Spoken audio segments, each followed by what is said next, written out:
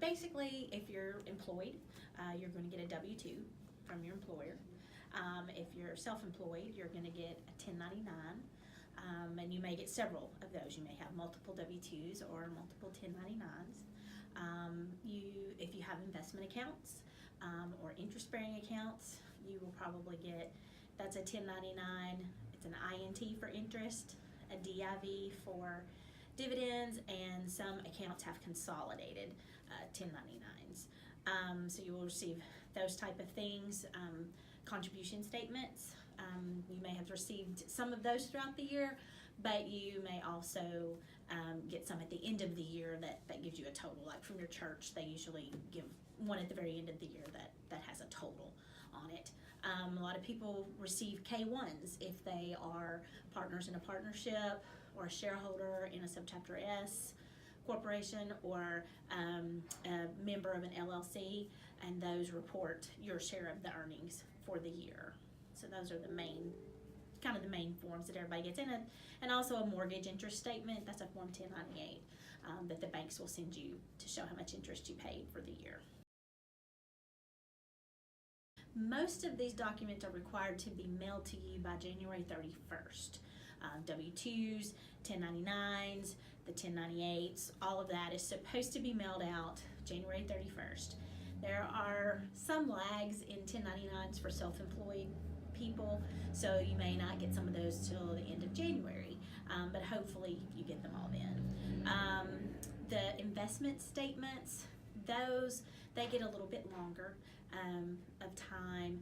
The first round from most investment places go out February 15th. Then the second round kind of goes out March 15th, and hopefully they're all finalized and correct by the end of March.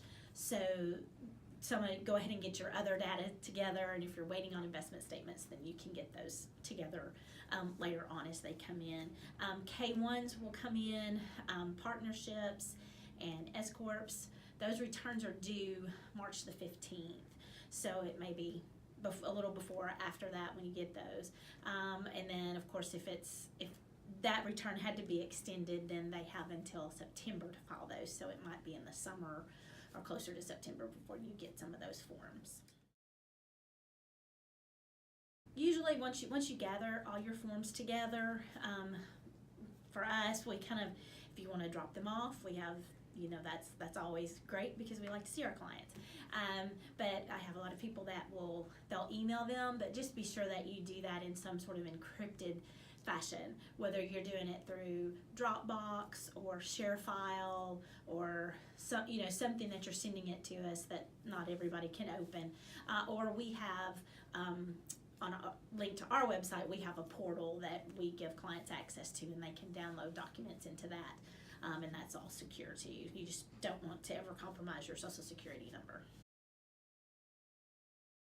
If you don't have all your documents ready, or you can't get all your expenses gathered together, then you can always file an extension.